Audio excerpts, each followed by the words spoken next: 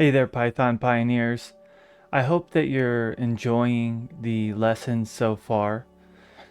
We're going to take a moment, and for this video, we're just going to review some of the things we've covered over the last few videos.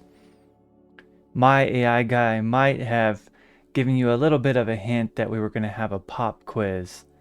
And while you could say it is in a question format, it's not really a pop quiz. Look at this as more of just an opportunity to review the material we've covered and make sure that you've grasped the most important concepts. So without further ado, I'm going to move myself down to the bottom right corner and we will hop into the first question. So feel free now to pause the video, come up with your answers, and then resume the video when you're ready to see the answers. We want to know which of the following are operators and which are values.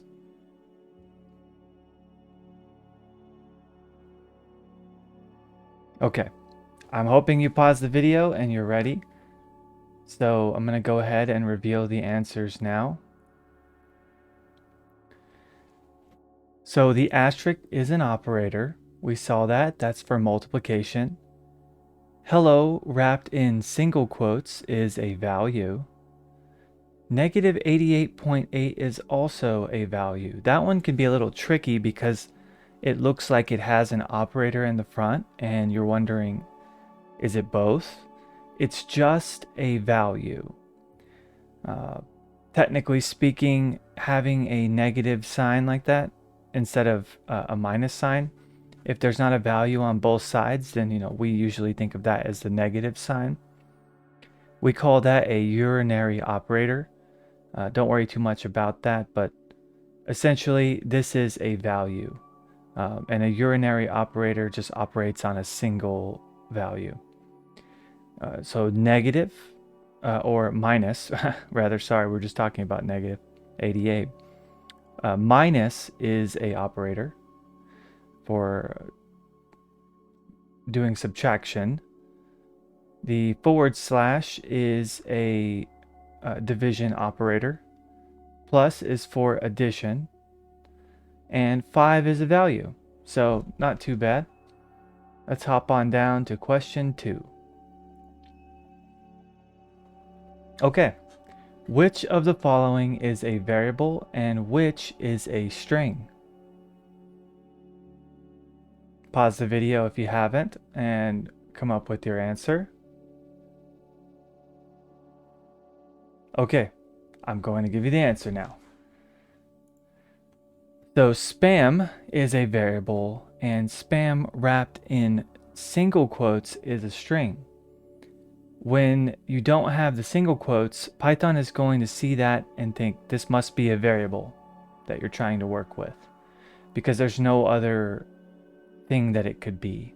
If you used a keyword like or a word that's already reserved for something else, for example, int or something like that, it might not think it's a variable. It might actually error out because it's expecting other things. But in any case, the single quotes are what make a string. And without it, Python is going to try to interpret that text as something else.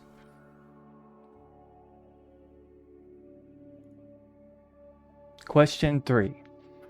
Go ahead and name 3 data types that we have discussed up to this point.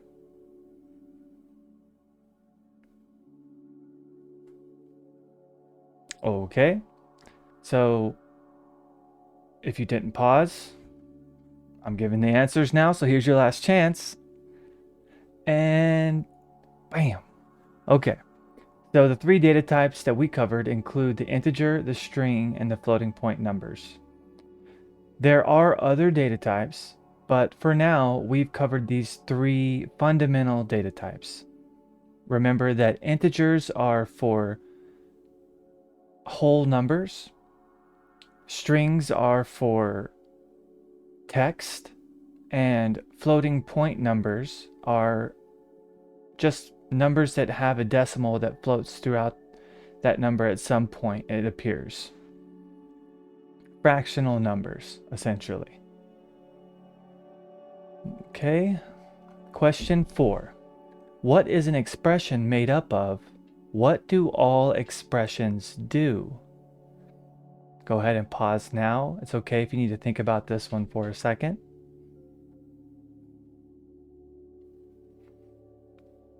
Okay, let's talk about it.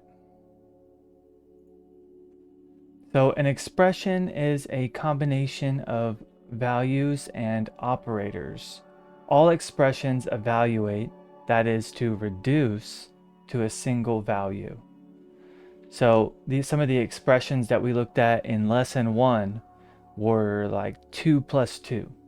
That's an expression. And actually, a single value can even be considered an expression. So the number 54 is an expression. The string wrapped in single quotes, Jason, is an expression. But an expression can have operators inside of it. So adding two numbers, subtracting two numbers, concatenating or adding two strings together. But they always reduce to a single value. That's the important part. Okay, question 5. So far, we've introduced assignment statements like spam equals 10.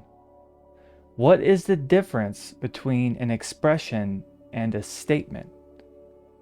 Go ahead and pause now and come up with your answer.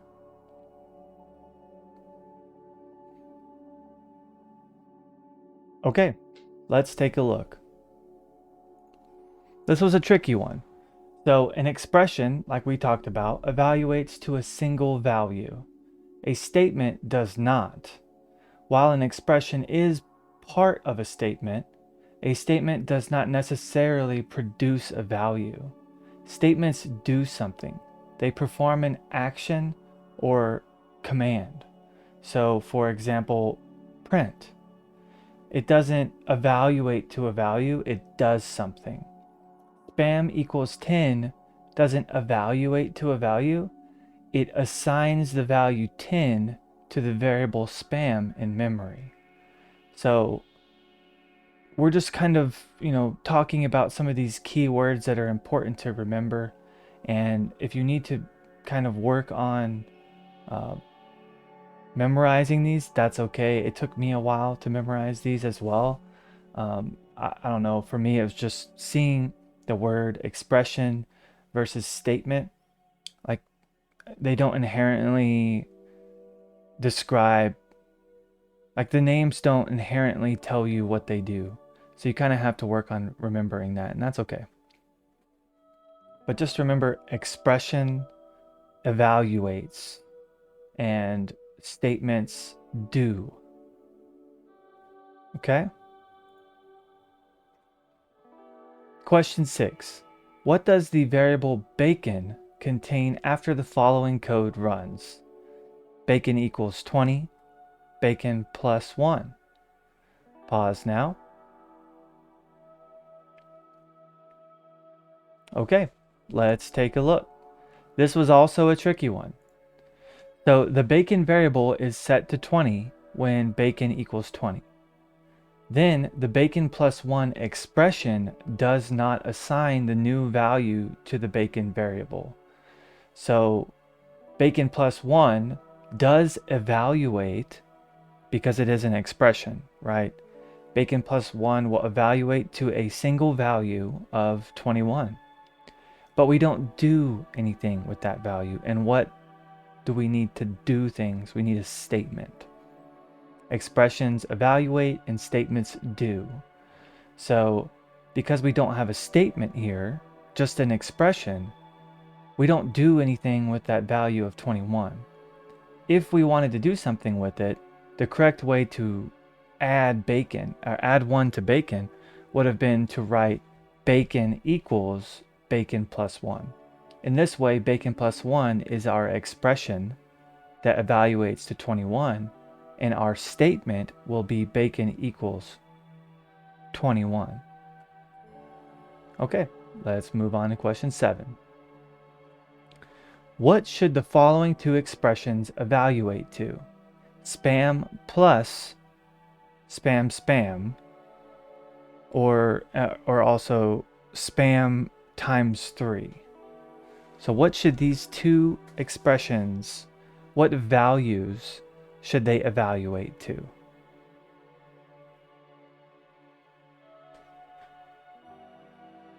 Okay, I'm going to show the answer now.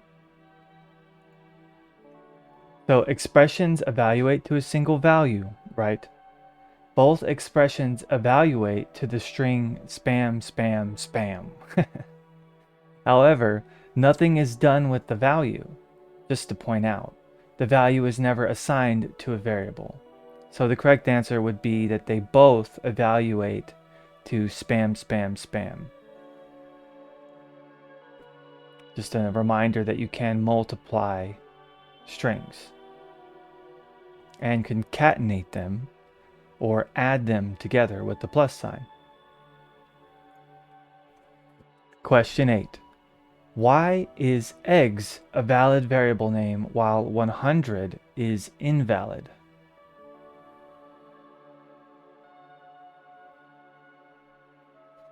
Okay, let's show the answer.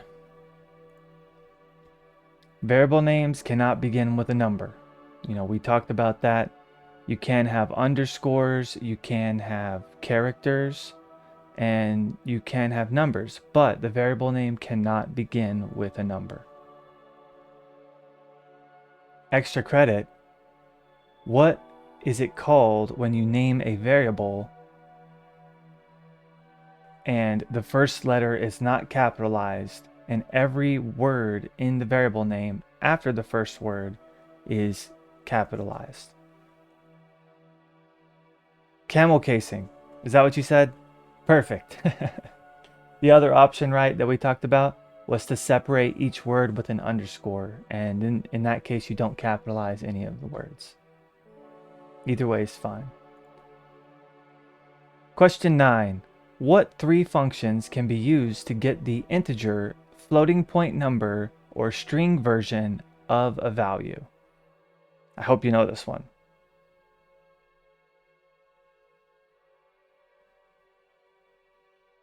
Okay, let's show the answer.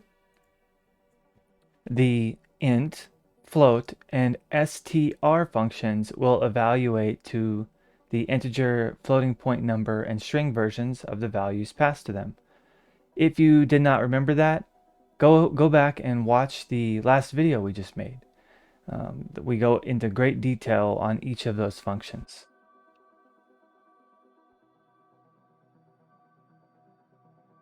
And the last question, question 10. Why does this expression cause an error? And how can you fix it? Go ahead and pause now. If you haven't, it's okay. Okay, so let's show the answer. The expression causes an error because 99 is an integer, and only strings can be concatenated together or added together with other strings with the plus operator. So the correct way to add in an integer like that would be to wrap that integer and inside of a string or str function. The str function will convert the integer to a string, and then it's perfectly fine to add that string with the other strings. Awesome. So that finishes up our review. That ends all the content for chapter 1 in Automate the Boring Stuff. And in the next video, we're going to kick off learning the material in chapter 2. I look forward to seeing you there, and I appreciate your time. Thank you.